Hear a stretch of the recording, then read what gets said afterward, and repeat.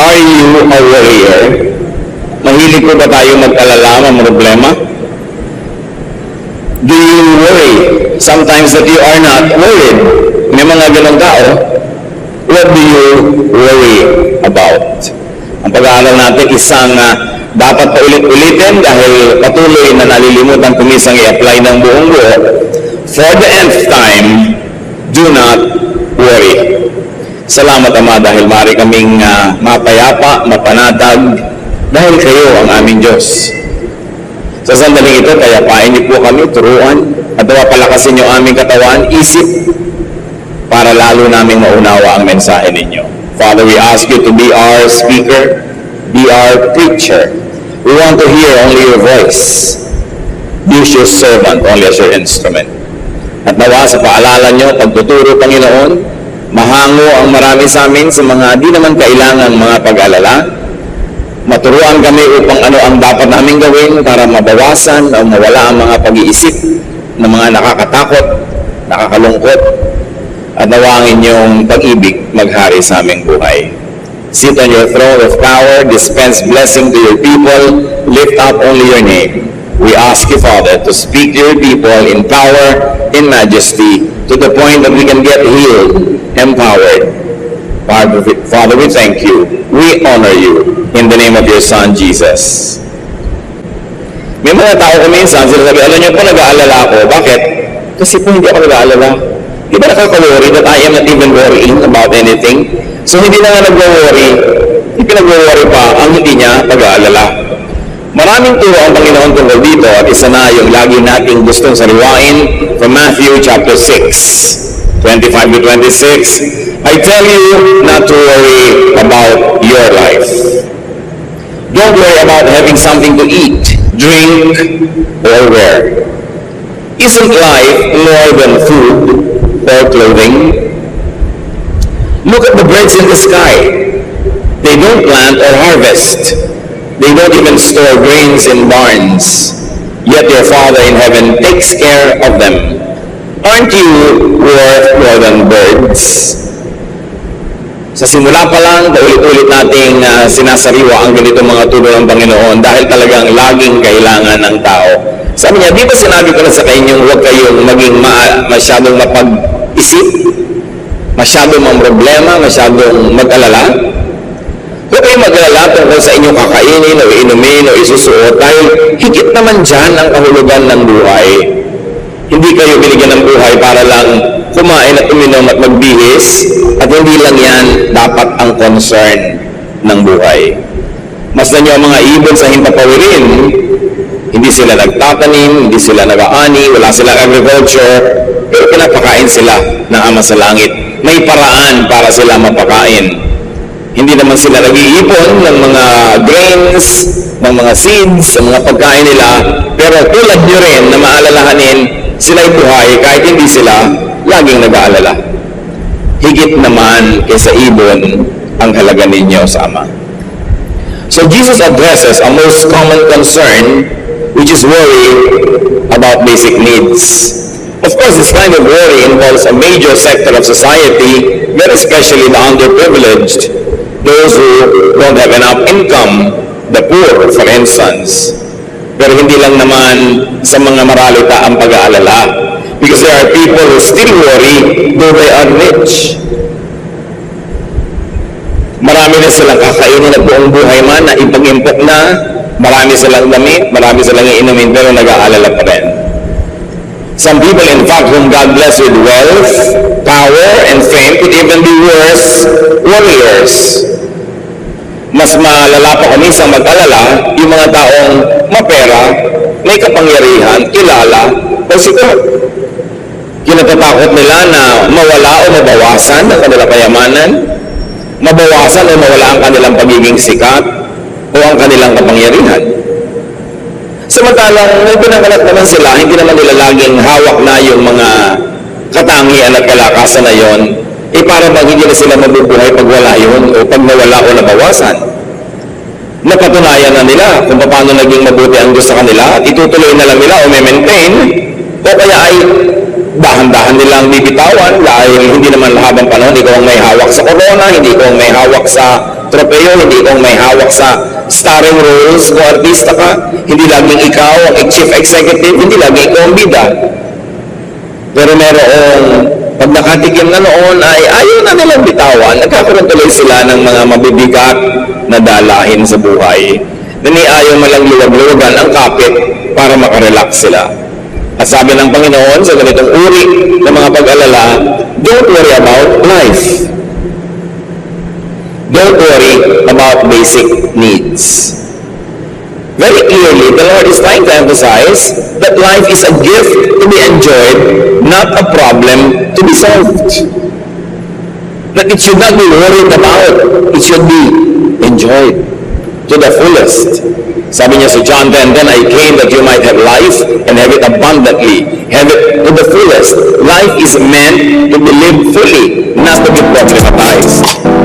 Pero pag sinabing, don't worry about your basic needs, dapat linawin natin, hindi naman ibig sabihin na don't worry for your needs. Yung iba kasi pagka sinabi na, I live by faith, I don't worry, I believe in God. Ang ibig sabihin nila, they don't worry. Wala silang ginagawang paghahanda o pagpaplano sa buhay dahil sasabihin ba, I live by faith. Para yatang mali ang application niya ng faith. Because the Bible is clear, faith, if it has no works, is dead. True faith works. At kung tayo may pagkakilala sa Diyos, may pananalig sa Kanya, susunod tayo sa Kanya. At ang utos ng Diyos, 6 wages for labor, and on the 7th we will rest. Ang pinautos ng Panginoon, plant so that you will harvest. What you plant is what you will harvest. Work so that you will have food. So that when you say, I live in faith, I live by faith, hindi ibig sabihin na, sira-sira, kahit ano na lang mangyari. Wala akong plano, bahala na lang na kung ano man ang mangyari. Yun naman. Kundi, I live by faith, I live in faith, therefore, I do what God, whom I believe in, tells me to do. I work, I'm a good person, I am productive, and because of that, I'm expecting a harvest in life, I will not worry. Pero pag wala kang ginagawa kahit ano, dapat ka mag-worry because what you plant is what you will harvest. Kung anong tanim mo, aanin. So pwede lang matanggal yung pag-aalala kung nagtatanim ka kahapon, nagtatanim ka ngayon, tapos huwag ka mag-alala bukas. Kasi may tanim ka. At kung may ibang tanim, paano may ibang tanim mo, hindi nag-click, may ibang tutubo, ibang magkakaroon ka ng kapaginabangan, then you can lessen or eliminate worry in your life. Pero sabi ni Lord, it's very interesting, life is more than food and drink. Analin. Hindi lang sinasabi niya na huwag lang kayong laging mag-alala at mag-pakainin. Hindi naman puro pagkain lang ang buhay. Ano ibig niya sabihin? May ibang halaga ang buhay. May matataas na kahulugan ng buhay na kung lagi lang pagkain ang iniisip nyo, lagi lang iinumin at isusuot basic needs, hindi kayo magkaka-oras, hindi kayo magkakaroon ng lakas na atupagin yung matataas na mga pagpupunyagi. But when you always dedicate to the very basic things in life, you will never graduate from it, above it, and you will never reach higher planes of consciousness and existence. Sabi niya, hindi lang kayo dapat sa basic. Dapat makagraduate kayo dyan. Kaya kalaban ng true spirituality ang sobrang karukhaan. Ayaw lang Diyos na tayo maging marukha, maging poor. Kasi pag alagi tayong poor and needy, hindi tayo gagraduate to higher levels of our humanity. Araw-araw, wala kang inaatupag kundi maghanap buhay sa kahit isang tuka. Hindi mo lang ngayon mapapakain ng iyong espiritu, hindi mo lang mapapakain ng iyong personalidad, hindi mo na mag-develop ang iyong mga talent, hindi mo magagawa yung iyong mga pangarap. Kaya sabi niya, hindi lang tungkol sa basic needs ng buhay. Anong kakambal na unsaid sa katuruan na ito?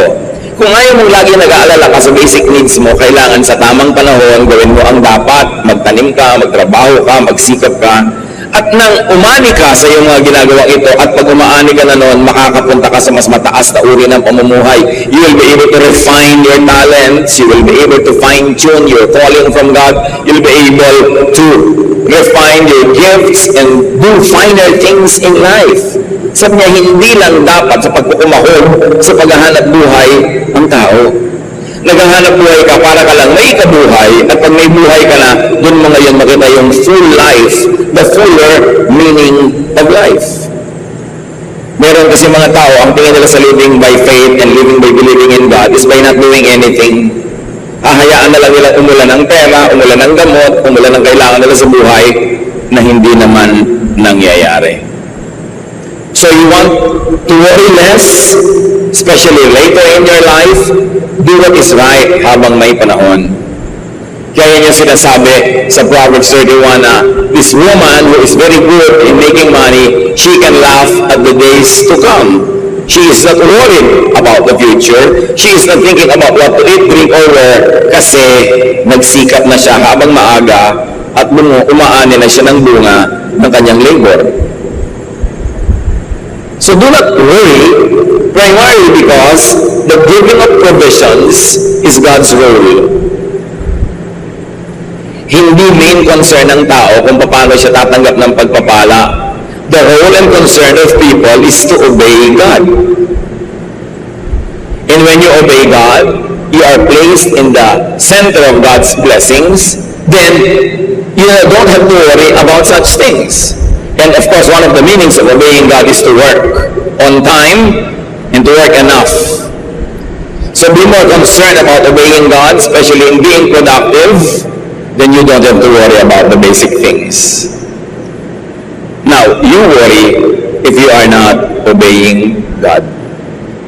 Yun ang dapat ipag-alala.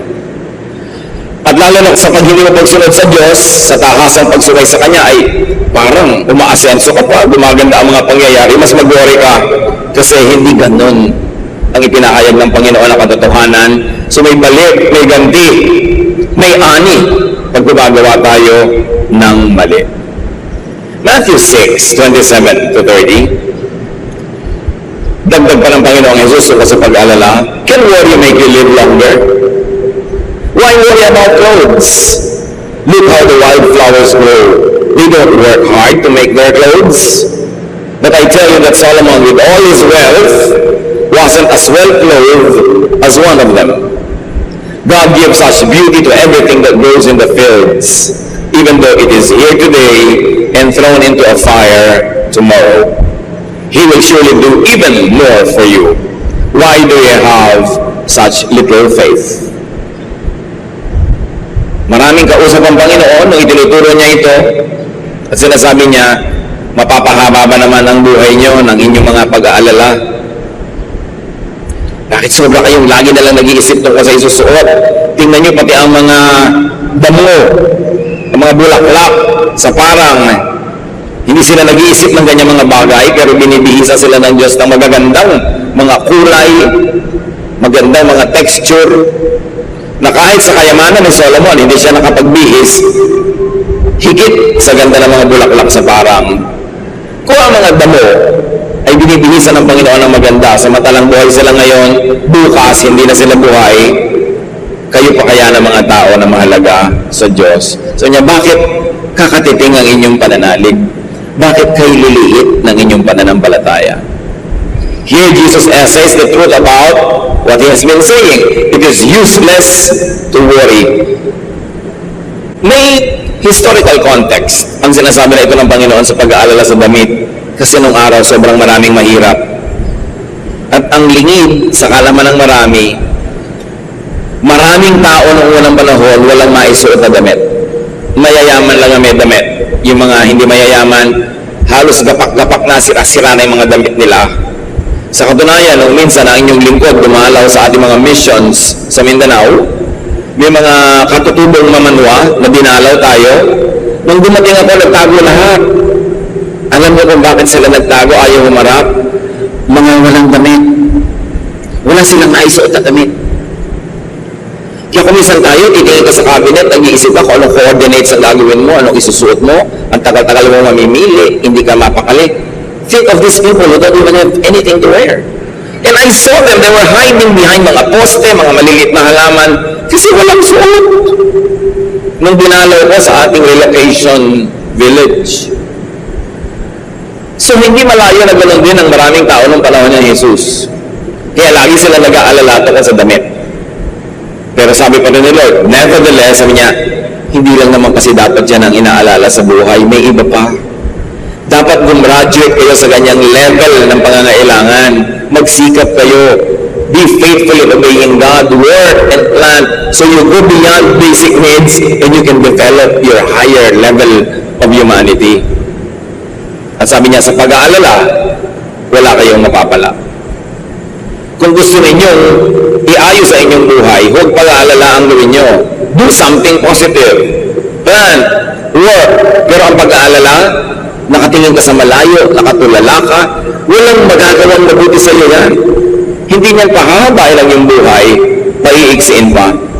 Worrying won't extend your life. At kung sinasabi niya yung about clothes, hindi naman lagi sa mga taong walang maisuot, kundi yung hindi lang alam kung anong gustong isuot o hindi kontento sa kanilang wardrobe. The Lord is saying, do not worry about non-essentials. May suot ka na, tama na yun, huwag ka na masyadong ng problema kung branded yan o hindi. No, kung pinagpapala ka ng Panginoon, marami kang pambili ng mga branded things, di gawin mo, pero kung wala, huwag mong problemahin. Yung may damit ka lang, tama na. Hindi ka nakahubad, hindi ka naka-expose sa elements, that should be good enough. Don't worry about non-essentials. Tulad ng sabi niya kay Martha, meron silang fellowship sa bahay nila Martha, hindi na maka-attend si Martha ng fellowship, nasa kusina, busy-busy. At pati yung kapatid niyang babaeng nakaupo doon para makinig, pinapapunta niya sa kusina para tumulong sa kanya. Sabi sa kanya ni Lord, alam mo Martha, masyado ka maraming inaalala, pati mga hindi naman kailangan. Ano yung ibig sabihin ni Lord? Tulad ng sinasabi niya dito sa binabasa natin, mas maraming mahalaga kaysa pagkain. At kung sakasakali na wala tayong kakainin na sobrang luho dahil nakiupo ka rin dito at nakiaral, mas mabuti na yun kaysa ang inisip mo lang yung merienda natin pero hindi ka na naka-attend. At kuminsan yan ang disadvantage sa mga hosts ng mga Bible study, ng mga fellowship. Hindi na sila maka-attend, hindi na sila nabe-bless. Kasi puro yung kusina, puro yung bahay, puro yung linis, puro ayos ang naatupag nila. Yun ang ibig sabihin ni Lord. Maganda yung mga bagay na yan, pero kung makakasagabal sa inyong higher development, ng inyong spirituality, then simplify. So that you can focus on more noble things. Don't worry about particulars. Sabi ni Lord kay Martha, our event, our prayer, our Bible study, our worship, our fellowship is more important than an elaborate meal. Let's simplify. So Matthew 6:27, sabi niya, can't worry, make you live longer. And the obvious answer is, no. It could even short this year. Why worry about things that God loves to give? Like basic needs, clothes, food and drink, and even beauty. Sabi niya, God is God of beauty. Hindi na siya lumilikha ng tabo, ginagandahan pa niya yung mga kulay, pinapaganda niya lahat ng nilikha niya. Hindi pa kaya, hindi paganda niya. God doesn't only give basic things, He makes things beautiful. And if God would give nourishment and beauty to short-lived plants, why not to you? And then the Lord was very quick to simplify it. Worry means lack of faith. The more faith, therefore, the less worry. Pero gusto nating itiin ang nasabi na natin, faith means work. So kung may faith ka, you work. Therefore, you worry less. Dahil may mabuti kang ginawa, may tanim ka sa buhay. Faith makes people do what they should. Hindi pwedeng faith ka lang sa isip, faith sa salita, pero walang aksyon. There should be productivity. And faith pleases God who gives in proportion to man's faith. Or let's say, to man's work according to that faith. Faith fills the mind with optimism, leaving no space for pessimism, no worries. Hindi ko walang problema, kaya walang pag-aalala. Pwedeng may problema, pero bakit mo aalalahanin na isang bagay na hindi mo naman kayang mabago sa oras na yon? Mabuti pa, huwag ka nalang mag-alala at huwag mong isipin. Isa din, makikita ka isang ginang ng OFW nakatulala. Ba't ka ganyan? Naaalala ko kasi yung husband ko nasa abroad. Ano nagiging bunga sa'yo ng pag-aalala? Nalulungkot, nag-depress, etc. etc. Pastor, ano pong gagawin ko? Eh di huwag mo munang alalahanin kasi hindi naman nakakabuti sa'yo at hindi rin nakakabuti sa kanya. Tuwing ipapahayag mo sa kanya na naiinip ka, lungkot na lungkot, depress, yun din ang nangyayari sa kanya. Naapektuhan din siya. Pero kayo nagdurusa. Hindi naman siya uuwi ngayon. Hindi mo rin siya pinapauwi. So ang gawin nyo, tanggapin nyo muna ang katotohanan nyo ngayon at huwag nyo laging isipin kung ano yung nakakalungkot. Why worry about something that you cannot or will not even change? It is self-defeating. Kaya sabi sa ng isang makata, better by far you should forget and smile than that you should remember and be sad. So kung talagang mahal na mahal mo ang magulang mo, anak mo, asawa mo, kaibigan mo na malayo, mas mamapapansin mo pa na hindi ka muna niya maalala ngayon, na hindi siya malulungkot. Kasi lagi ka niya naalala kasi nalulungkot siya. Pag nag-aalala ang tao, maraming nangyayari sa kanyang katawan, pati ang sakit, madali siyang tablan. Nababawasan ang kanyang appetite, nababawasan ang resistensya niya sa mikrobyo at sa mga karamdaman. Pero wala naman siyang nagagawa tungkol doon. So alisin sa isip. Huwag gawing problema kung hindi ka naman handa ngayon para lutasin yon. Matthew 6:31 to 33. Don't worry and ask yourselves, will we have anything to eat? Will we have anything to drink? Will we have any clothes to wear? Only people who don't know God are always worrying about such things. Your Father in heaven knows that you need all of these. But more than anything else, put God's work first and do what He wants. Then the other things will be yours as well. So it is becoming clearer that Jesus is telling people, do God's will, do what He wants. Don't worry, put your faith to work. And when you obey God, when you do things according to God's way, then you don't have to worry. Because the result of your obedience will be good. At pag ginawa mo yun, na inuna mo ang Diyos, inuna mo ang kanyang kaharian o ang kanyang paghahari sa buhay mo, ang paghahari niya sa buhay din ng iba, yung mga ibang hinahangad mo, susunod na lang yon. Bonus na lang, pero hindi yun ang tunay na dahilan kung bakit ka nabubuhay dito sa balat ng lupa. Only people who don't know God worry excessively. Well, yun naman din naman mga nananalig at nananampalataya, nag-worry din dahil tao tayo, pero dapat not excessively. Hindi nagtatagal, hindi lumalala ang pag-aalala. Gumagawa ka ng paraan para ibaling ang isip mo sa ibang bagay, or you make yourself busy with positive and productive things. Sabi ni Martin Luther, you cannot stop birds from flying over your head, but you can stop them from nesting in your hair. It applies to temptation. Hindi mo naman maaalis na tumawid sa isip mo ang sari-saring mga tukso. Hindi mo yun napipigil, pero mapipigil mo namang magpugad sa puso mo yung tukso at mangyari na tulad ginawa mo na. Ganon din sa pag-aalala, sumasagi sa isip natin ang mga alalahanin, pero ang mga nananalig sa Diyos, itinataboy agad yon, pinapalitan ng pananalig, at gumagawa ng dapat gawin para yung kinatatakutan ay huwag matupad. May action lagi. Jesus could be teaching people not only not to worry, but also not to be consumed by worry. So they could focus on more profound, higher concerns. Siyempre, pag lagi kang nakatali sa pag-aalala, mauubos yung iyong energy. Wala ka na ibang magandang magagawa sa buhay. Kaya sabi ni Lord, seek first the kingdom of heaven. Know God more. Your Father in heaven knows that you need all of this. Kaya pati prayer, mga kapatid, maiksi lang yung request portion because the Father knows what we need. Tanong ng iba, kung alam na po pala ng Diyos, bakit kailangan panghilingin sa dasal? Hindi pinaliwanag ng Diyos. But there are things that He gives through prayer that without prayer He will not give. But there are many things He gives without prayer. Pero para sigurado ka, di panalangin mo kung ano yung kailangan mo. Pero hindi mo kailangang ubusin yung panalangin mo sa iyong mga request. Kasi alam na yun ng Diyos. Eh bakit ko pa po sasabihin at ipapanalangin? Para maalala mo na sa Diyos lang gagaling yun. Hindi sa tao lang, hindi sa iyo. Maalala mong grasya lang ng Diyos. Kaya hingin mo, para pag dumating, alam mo kung kanino nang galing at huwag mong malimutan. Kung ganun pala na alam ng Diyos ang ating mga kailangan, do not pray to inform God.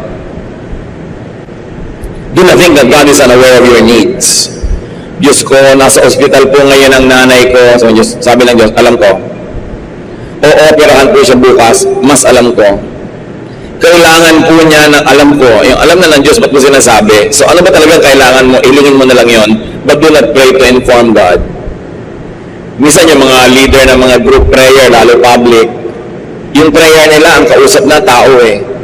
Lord, alam mo po ang pangangailangan ng aming iglesia, pero actually, nagpaparinig lang sa members. No? Alam mo pala ng Diyos na pinag-uusapan pa. No? So, go direct to the point, because sabi, your Father knows what you need before you ask Him. Do not pray to inform God. It's a waste of time. And do not pray to convince God to be good or to be kind. Diyos ko, kaawaan niyo po ang nanay ko. Oo, maawain ako, di ba? Diyos ko, mahapag po kayo. Bakit mo kailangan kumbinsin ng Diyos na maging mabuti? Eh, mabuti naman talaga siya. So, yung prayer mo, dapat walang ganun mga kaartehan at walang ganun mga unnecessary parts. Kaya humahaba tuloy. Mark 4:38, nung merong storm na halos lumubog na yung sinasakyan nilang maliit na barko, Jesus was in the back of the boat with his head on a pillow, and he was asleep. His disciples woke him and said, Teacher, don't you care that we are about to drown? Nakaka-insulto naman yon na parang hindi naman concerned si Jesus. So kung si Jesus payapa, ba't ka nag-worry? Di ba mahal niya tayo? Mas mahal nga niya tayo kaysa mahal natin natin sarili. So kung kaya niyang matulog, edi matulog ka rin. Kasi parang sinasabi ni Jesus, kita niyo lang ng tulog ako, alang naman lumubog to, no? Bakit kayo hindi matulog? Bakit yan namang problema? Tapos gigisingin niyo ako dito, yun ang problema niyo yung bagyo na yan. What do you think? Hindi ako concerned, hindi ko alam ang nagaganap at ginagawa natin sa Diyos madalas. Parang hindi siya concerned. Yung mga bagay na nagaganap dahil may kahulugan.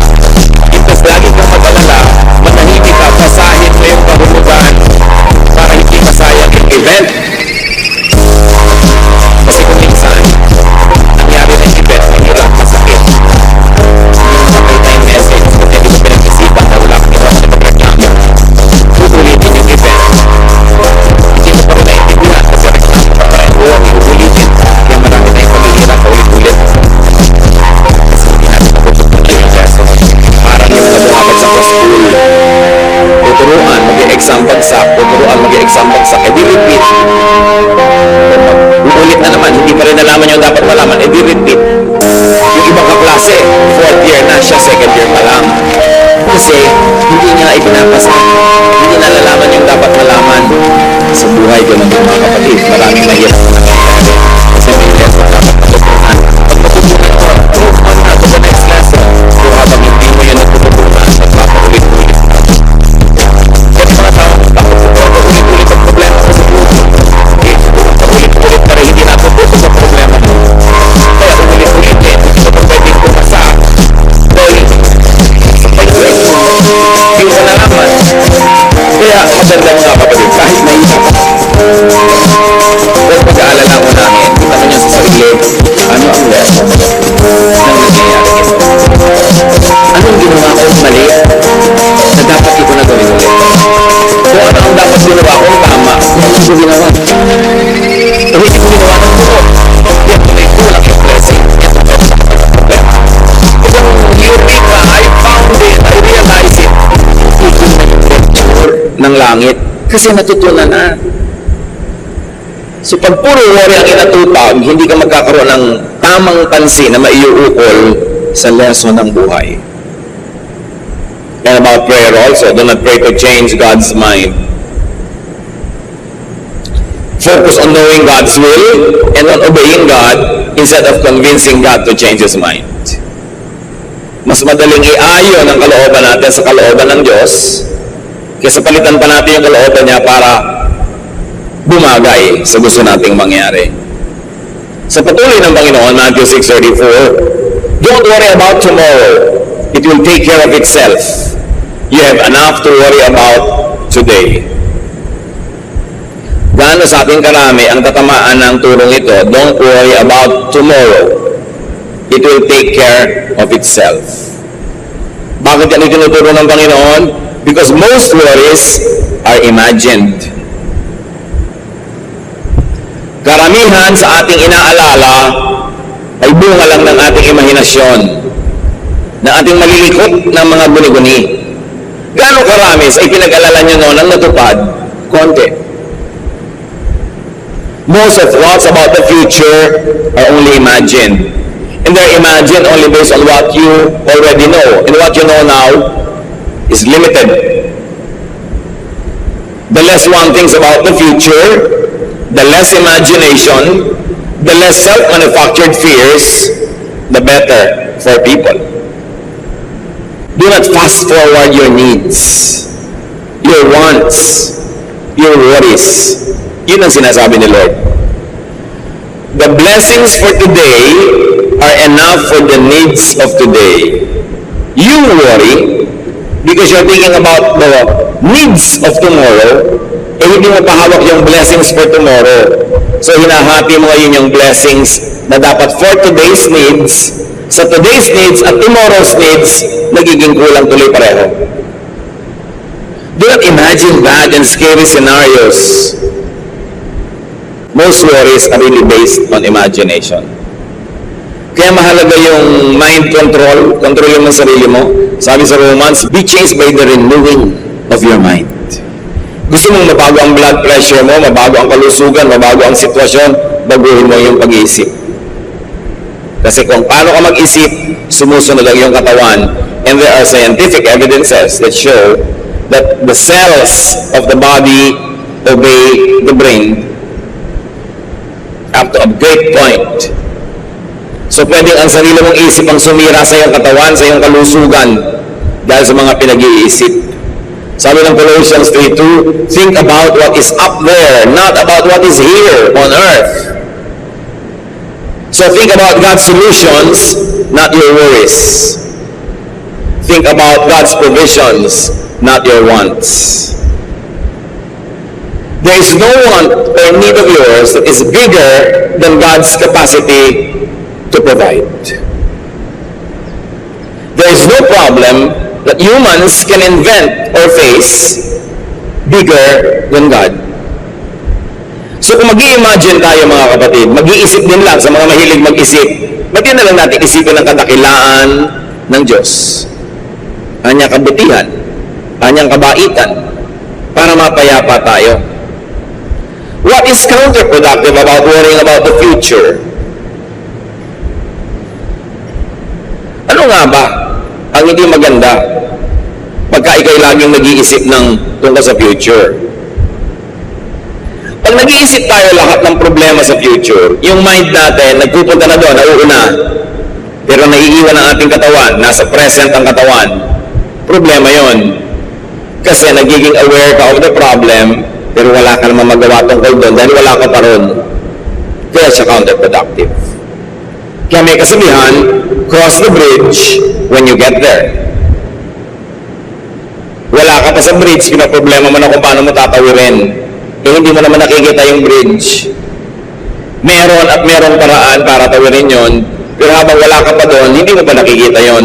So why think about it? It doesn't mean that responsible living entails no planning at all. You plan, so you harvest.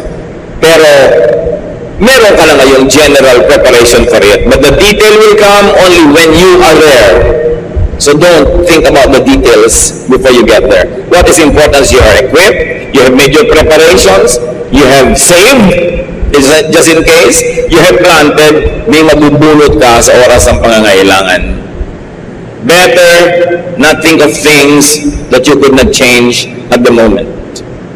It's a waste of energy, and it's a torture. Do not think of events that you cannot participate in especially because you are distanced from it by time or by place.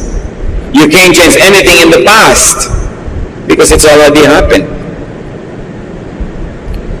Kayo mga taong pinaproblema kayong past, ayaw pa magpatawad, nagagalit pa tungkol sa past, pababago niyo pa ba yun? Hindi na. Kaya ang prescription sa atin ni Lord, forgive. Babalik-balikan mo. Ito yung binabalikan mo, nagagalit ka. Ito yung babalikan mo, sumataas ang presyon ng dugo mo. Ito yung binabalik-balikan mo, nagpupuno ka ng muhi, ng galit. Bakit mo binabalikan? Para torture na yung sarili? Mabuti sana kung ito yung babalikan mo, may magagawa ka para baguhin. Pero nanonood ka lang sa nagaganap nung nakaraan dahil hindi ka na pwedeng sumali dahil tapos na yon. Tapos sa mga nangyari na, ikaw yung talunan, ikaw yung kawawa, ikaw yung nasaktan. Bakit mo nag-replay ka ng replay? Kailangan ng disiplina ng isip para matanggal ang pag-aalala, matanggal yung mga negative thoughts. At sabi yan sa Philippians 3:13, I forget what is behind and I struggle for what is ahead. Nalulungkot ka tuwing nakikinig ka ng mga tugtog. Eh bakit puro 70s pa rin ang pinapakinggan mo? 80s? Eh nalulungkot ka nga eh. Look forward. Or at least look to today. Ba't di ka makinig ng mga pop music para hindi ka malungkot? Kung may nakakasakit ng ulo, bakit na sumakit ng ulo kasi malungkot? Laging iniisip yung past. Lagi tuloy na putulala. You could work and prepare for the future. You could do up to a point to participate in the shaping of the future. But like thinking about yesterday, it is also useless to worry about anything that is not yet happening at present.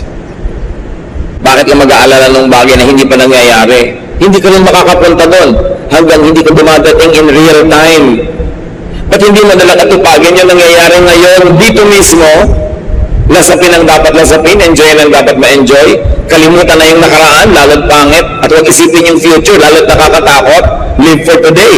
Actually, hindi man alam kung buhay ka pa bukas. Pero nawa, mahaba pa. Pero alam ba natin yon? So, lugi ka naman na yung today mo na ubos ka, iisip about yesterday na tapos na, o ka iisip about tomorrow na hindi pa nangyayari at baka hindi mangyari. Nasayang, nadaya ka dahil yung oras mo ngayon napunta para sa iba. You cannot change anything in the future because it is not yet happening.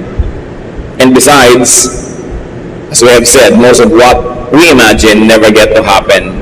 And in the light of all these realities, Jesus says, do not worry.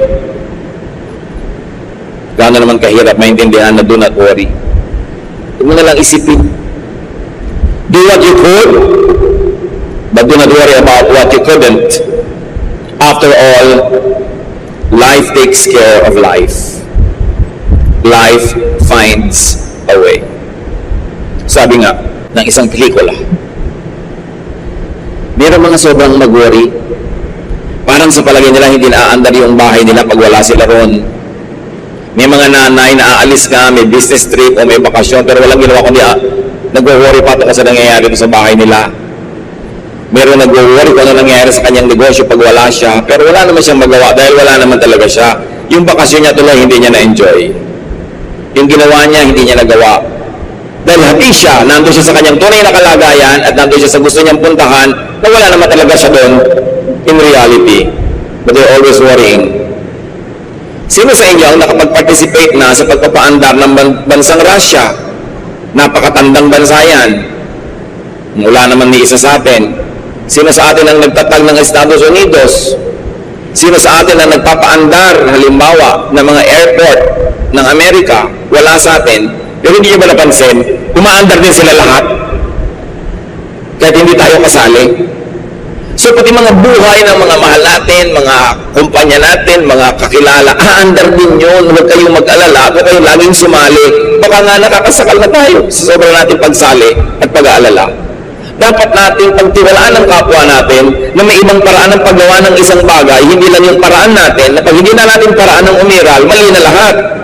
Dahil umaandar ang lahat ng sistema sa mundo kahit wala kayo doon. Because life will always find a way. With or without you. And aren't you glad that it can go on without you? You can relax. You can take a break. Sabi sa Ecclesiastes 1, 5 to 7, the sun comes up, the sun goes down, it hurries right back to where it started from. The wind blows south, the wind blows north, round and round it blows over and over again. All rivers empty into the sea, but it never spills over. One by one, the rivers return to their source. Ano yung isang message yan, mga kapatid? Umaandar ang planeta kahit di ka kasali, kahit di ka makialam, kahit hindi mo problemahin. Sa katunayan, yung mga bundok na nakikita natin, mga dagat, mga lupa, matagal na tayong nawala rito, nandiyan pa sila. Tutuloy ang lahat. So, don't overextend the scope of your worries. Let various people and segments or assigned to the areas take care of the areas para hindi ka overstretched, para hindi ka stretched. Tomorrow will take care of itself. So live in the present. Huwag sayangin ang araw na to ng kaiisip sa nakaraan o kai-imagine sa darating pa lang. Because today is all you have. It is all you have to enjoy by yourself, with your loved ones. It is all you have to do what you must do. It's all you could help shape. Kumbaga sa mga cheque, mga kapatid, yesterday is already a spent check. Isang cheque yan na na-negotiate na, tapos na, baliwala na. Tomorrow is just a post-dated check. Hindi mo alam kung makakash mo or not. Only today, this minute, is your cold cash. Don't squander it by thinking about the past or the future. Do not waste now moments on tomorrow moments. Sabi ni Lord, today's blessing is enough for today. Let tomorrow worry about itself. Tomorrow will take care of itself. Ano-ano mga pinag-aalala niyo, mga kapatid? Marami yan pwede natin ipasa Panginoon. Alalahanin niyo lang yung pwede kayong mag-participate para yun ma-improve. Pagka hindi, give it all to the Lord. Entrust it to other people. Smell flowers more lengthily. Look at beautiful sceneries more intensely. Enjoy your now. Stop worrying. God even knows the number of our hairs. God doesn't allow one sparrow to fall on the ground without His permission. At sabi ni Jesus, you are worth more than many sparrows.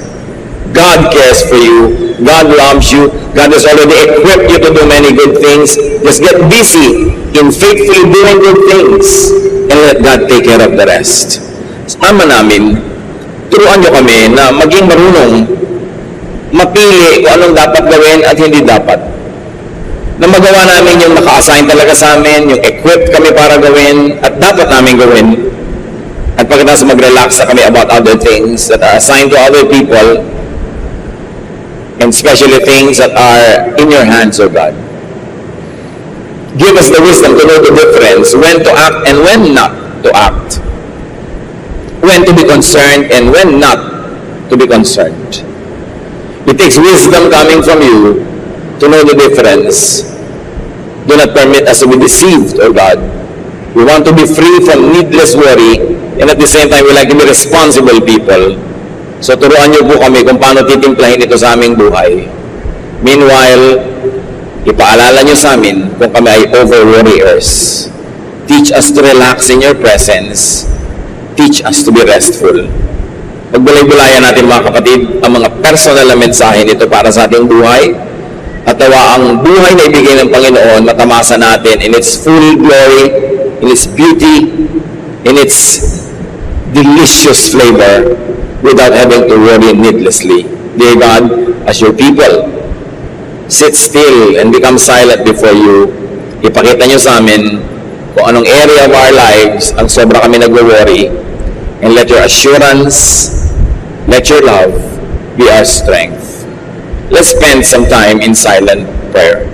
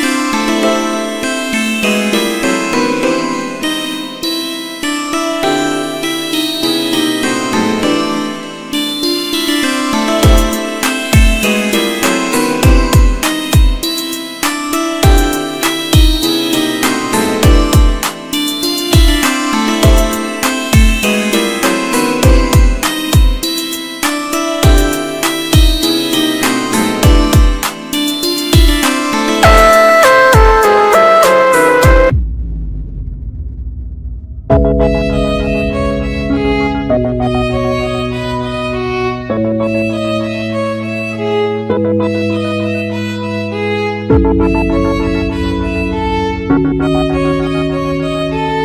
you.